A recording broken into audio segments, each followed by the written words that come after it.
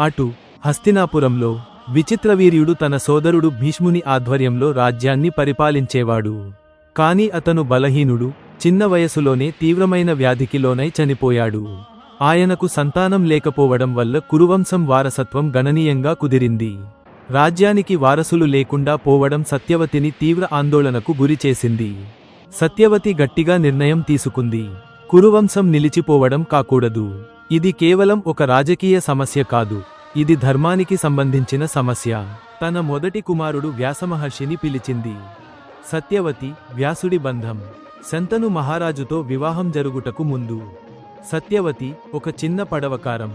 ఆమెకు మత్స్యాల వాసన ఉండేది, అందుకే ఆమెను మత్స్యగంధి అని పిలిచేవారు. ఒకసారి పరాశర మహర్షి ఓ యాత్రలో నది దాటేందుకు ఆమె పడవ ఎక్కుతాడు. పరాశర మహర్షి దివ్యదృష్టి గలవాడు. పరాశరుడు మత్స్యగంధి లోపలి మహత్వాన్ని గుర్తిస్తాడు. ఆమెకి దివ్య గుణాలు, సంయమనం, భవిష్యత్తులో గొప్ప తల్లి అయ్యే శక్తి ఉన్నాయని గ్రహిస్తాడు.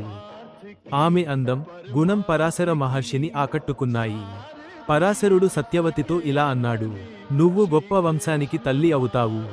నీ నుండి ఒక మహాముని పుడతాడు. ఆమె భయపడింది. తన కౌమార్యం కోల్పోతుందని ఆందోళనపడింది. కానీ పరాశరుడు వరం ఇచ్చాడు: నీ కౌమార్యం కూడా నిలుస్తుంది. ఎవరూ ఈ సంగతిని తెలుసుకోరు. అలా మత్స్యగంధి పరాశర మహర్షికి పుట్టాడు. వ్యాసమహర్షి కృష్ణ ద్వైపాయనుడు. జనించగానే తపస్సు కోసం అడవుల్లోకి వెళ్లాడు.